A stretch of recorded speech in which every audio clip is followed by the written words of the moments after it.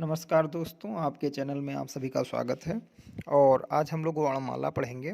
अगर आप TET, CTET, super TET, UP triple SC, नेकपाल या साई या यूपी पीएससी का भी एग्जाम दे रहे हैं तो वर्णमाला चैप्टर से रिलेटेड जितने भी क्वेश्चन हैं, आपका कोई क्वेश्चन छूटेगा नहीं।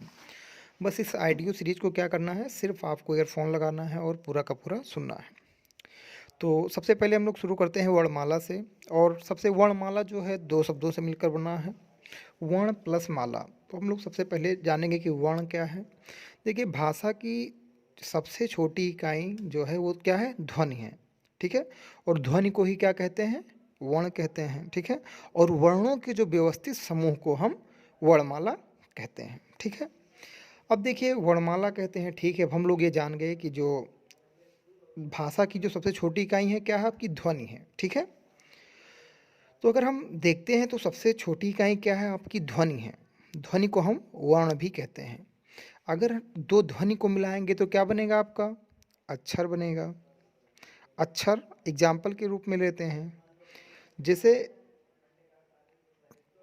देखिए क्या है कि दो अक्षर, एक अक्षर है जैसे आपका रा। अगर रा को हम अलग अलग करते हैं तो क्या हो जाएगा, आधा रा होगा और प्लस आ होगा। अर्थात आधा रा और प्लस आ जो है वो उसकी ध्वनि है। लेकिन अगर आधा आ और प्लस छोटा आ को मिला देते हैं तो क्या बन जाता है, राम बन जाता है। तो ये आपका क्या हो जाता है, अक्षर हो जाता है। जब अक्षर को बड़ा करते हैं तो क्या बनता है, आपका पद बनता है। जैसे रा से आपका क्या बना दीजिए, आप उसमें माँ जोड़ दीजिए तो क्या हो गया, आपका राम हो गया। तो पद को ही हम क्या बोलते हैं, शब्द बोलते हैं। अब अगर शब्द को जोड़ते हैं तो पदबंध बनता है आपका। पदबंध को जब जोड़ते हैं तो आपका क्या बनता है, उपवाक्य बनता है। और जब उपवाक्य को जोड़ते हैं तो आपका वाक्य बनता है। ठीक है। अब देखते हैं, तो भाषा की जो सबसे सार्थक इकाई है वो क्या है आपकी, वो वाक्य है। और वाक्य से छोटी इकाई क्या है आपकी, उपवाक्य है। उपवाक्य से आपकी छोटी इकाई क्या है, पदबंध है।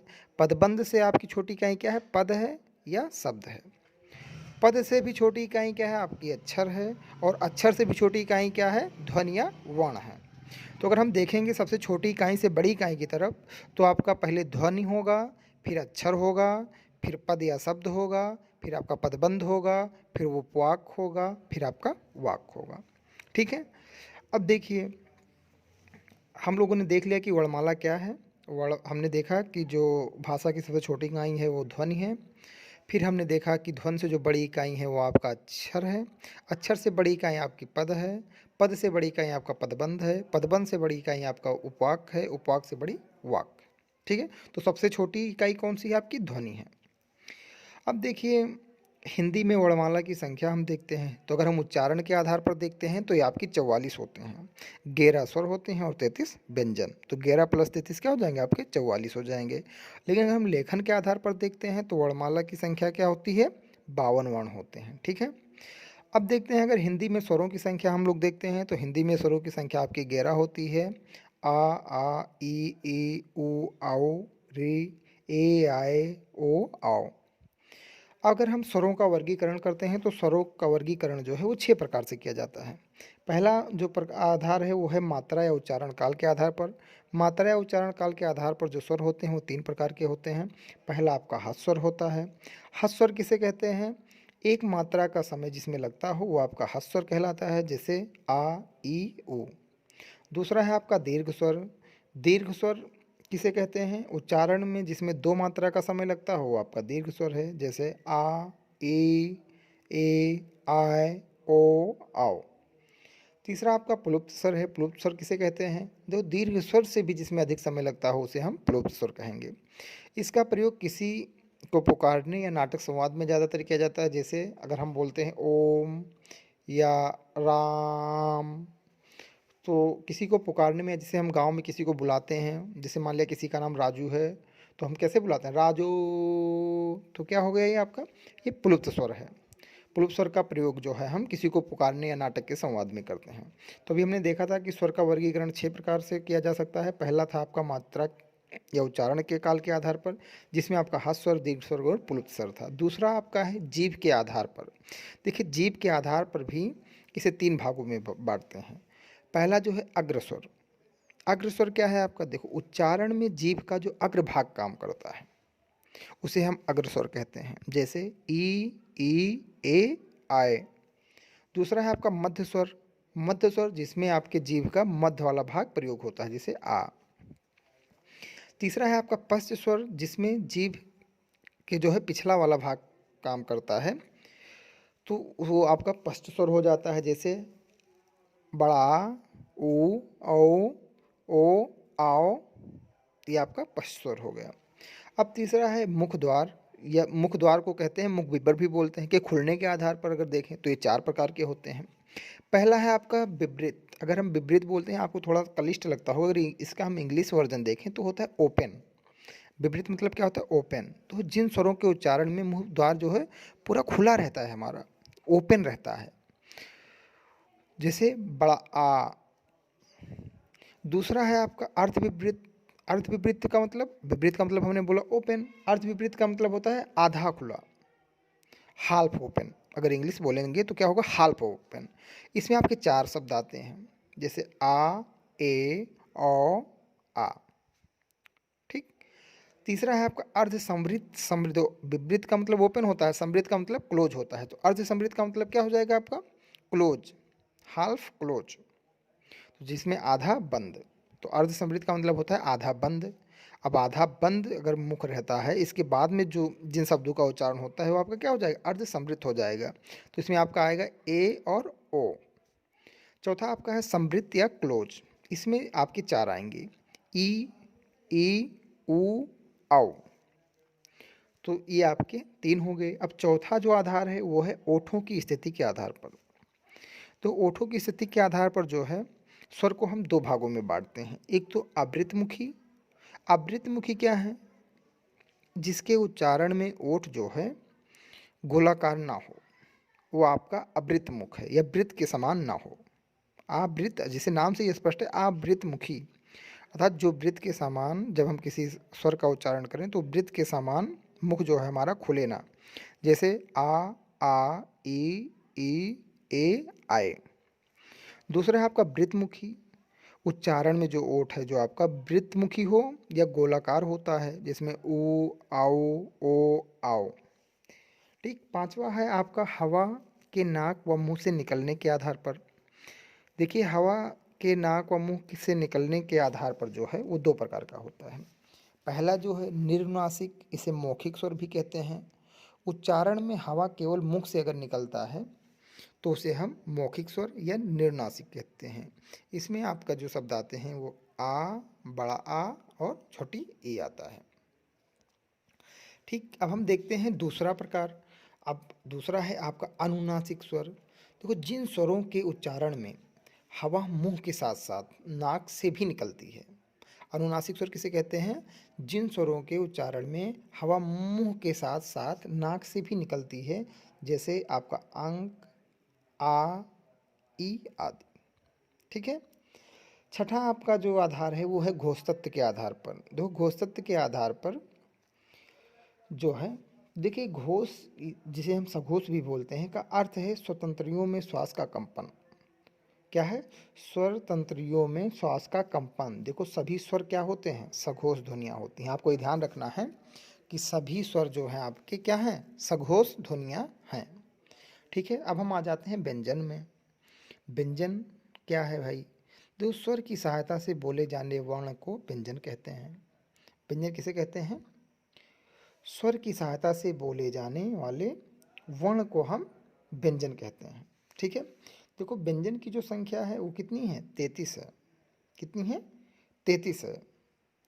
ठीक है। व्यंजन की संख्या कितनी है? 33 है आपकी। ठीक है। दीर्घ व्यंजन जो है आपका डा और ढा को जोड़ने पर इनकी संख्या कितनी हो जाएगी? 35 हो जाएगी। ठीक है। कितनी हो जाएगी? 35 हो जाएगी। चलिए आगे देखते हैं। अगर कोई पूछता है आपका कि व्यंजन की संख्या कितनी है, तो इनकी संख्या 33 है, लेकिन अगर द्विगुण व्यंजन डा और ढा को जोड़ देंगे तो इनकी संख्या कितनी हो जाएगी? 35 हो जाएगी। द्विगुण व्यंजन को ही हम क्या कहते हैं? उत्क्षिप्त व्यंजन भी कहते हैं। ठीक है। तो डा और ढा आपका क्या हो गया? द्विगुण व्यंजन हो गया। ठीक है। जिसमें डा आपका है मूर्धन है, सघोष है और अल्प प्राण है। अल्प प्राण क्या, अभी आगे बताएंगे हम आपको। डा जो है मूर्धन, सघोष, महाप्राण है। अब देखो व्यंजनों का वर्गीकरण करेंगे हम। तो जो सबसे पहला होता है वो आपका होता है स्पर्श व्यंजन।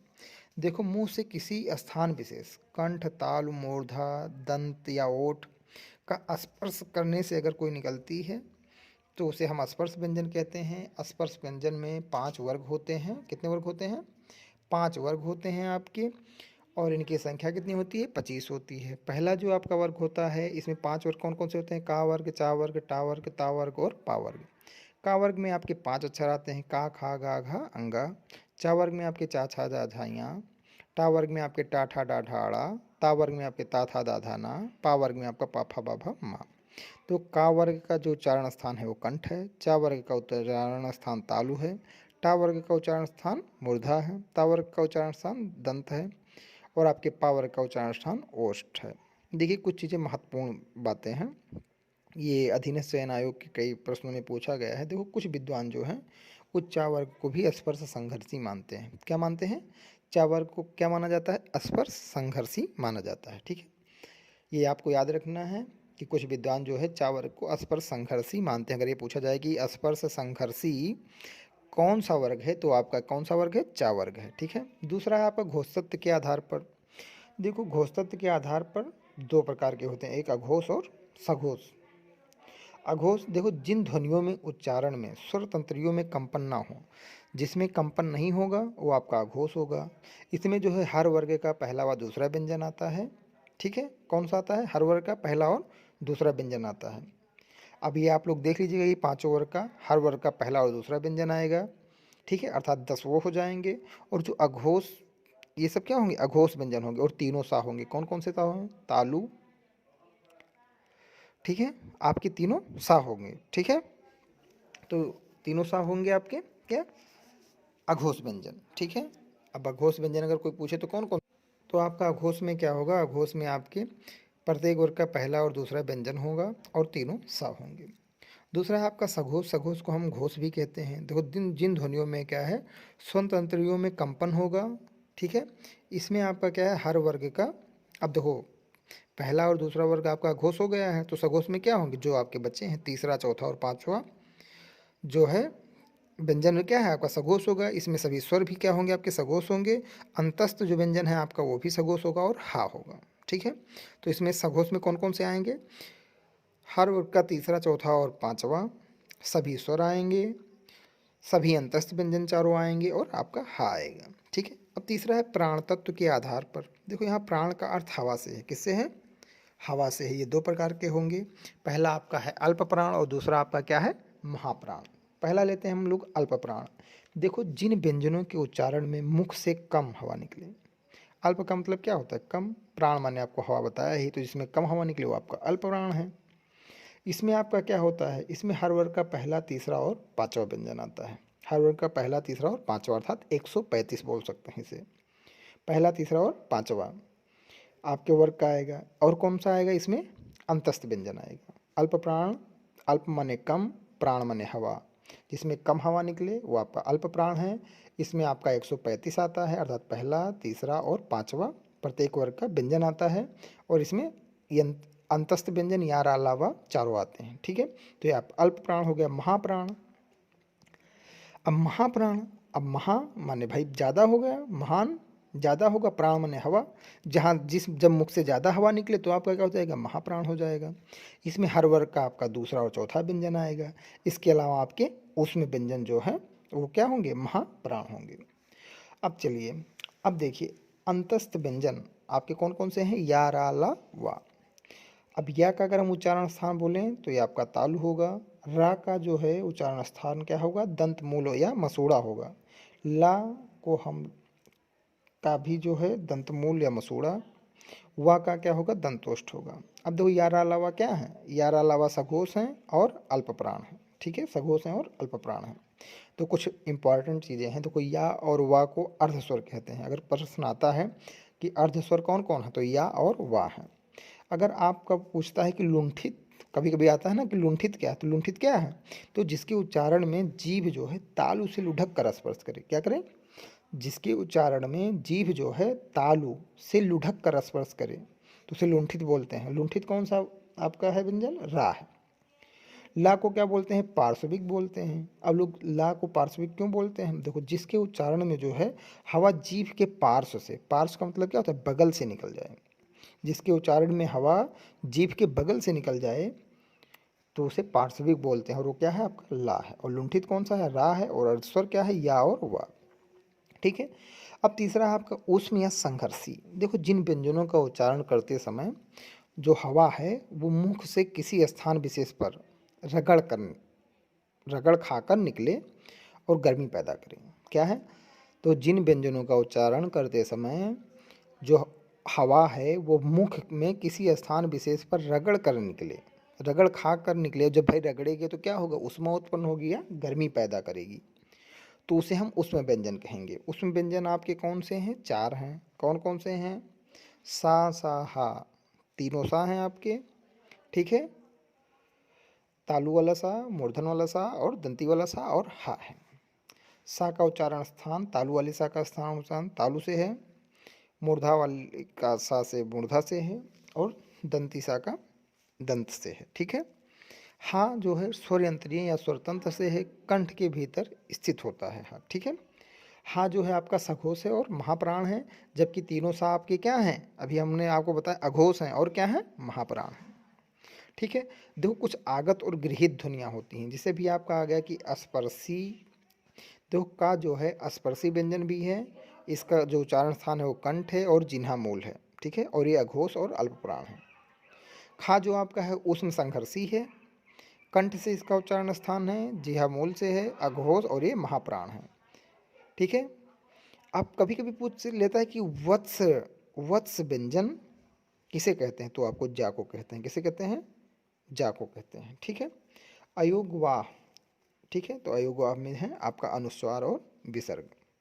ठीक है। अब पूछता है, अभी आप लोग ये छोड़ेंगे कि व्यंजन जो है आपका 4 प्रकार का होता है, आप लोग समझ गए होंगे। आपका स्पर्श संघर्षी, स्पर्श व्यंजन जिसमें आपके 25 आते हैं, उच्छिप्त में आपके 2 आते हैं, उसमें में 4 आते हैं और अंतस्थ में आपके 4 आते हैं। ठीक है।